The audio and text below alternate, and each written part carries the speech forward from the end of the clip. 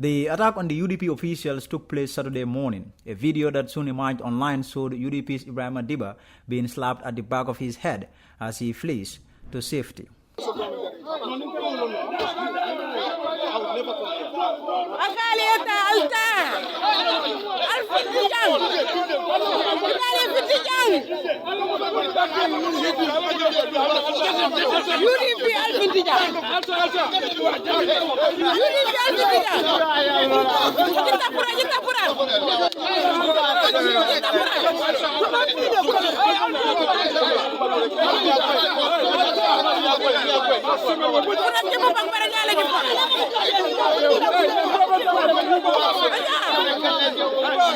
UDP leader Usainu Dabo was first to announce the unfortunate incident as he held a press conference at around the same time of the incident.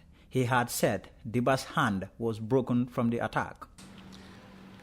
Today, as I sat here waiting for this conference to start, I received report from the UDP election and registration monitoring team who are currently in the Furnace. Yesterday, the team spent the night in Buyam and enjoyed the hospitality of the people of Kansala through their brothers and sisters in Buyam. This morning, they proceeded to Kanilai, where a registration center is, to monitor.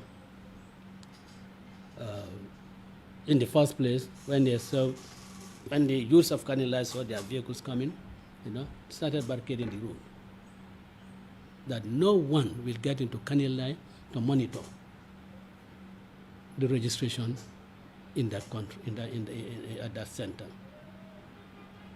In fact, when our team tried to explain to them that they've done this in other places, and Kanilai is part of the Gambia, and we have to go to Kanilai. It's part of the Gambia. The IEC opened a registration center in Kanilai. So, to monitor the registration in that place certainly cannot be denied. And with that, they just fell on them, gave them thorough beating. And when they ran to get into their vehicles, one of them picked up big stone, threw it on the screen of our vehicle, the UDP 2021. Threw it, got the vehicle smashed, and the stone, it's a very big stone, and it landed on the arm of Ibrahim Adiba and got it fractured. Currently, they are the police. But Diba himself spoke later as the entire issue unraveled. Whoa. So presently I'm at Buyam Hospital.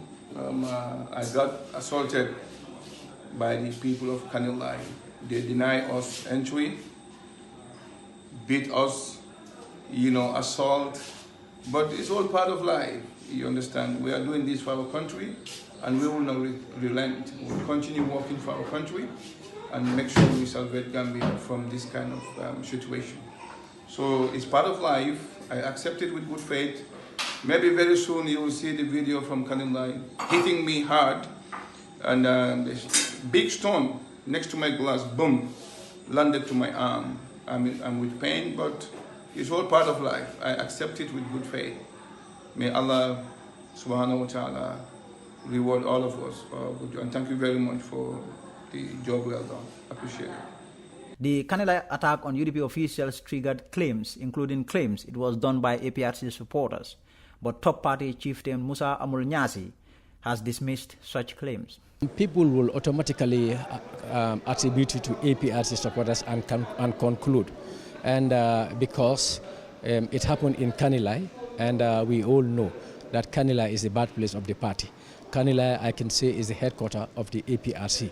And one can conclude to say it's a community where APRC have 100% support. So I believe this is why people are attributing it to APRC supporters. But the intent was not to come as APRC and then, attack the UDP team that was on the voter monitoring exercise.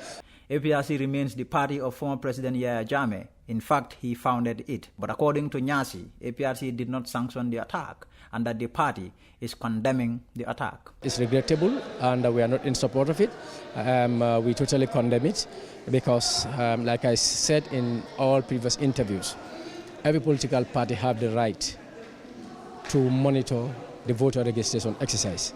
And by extension, every political party have the right, when it is campaign period, to go to any community in this country, provided it is part of their campaign itinerary.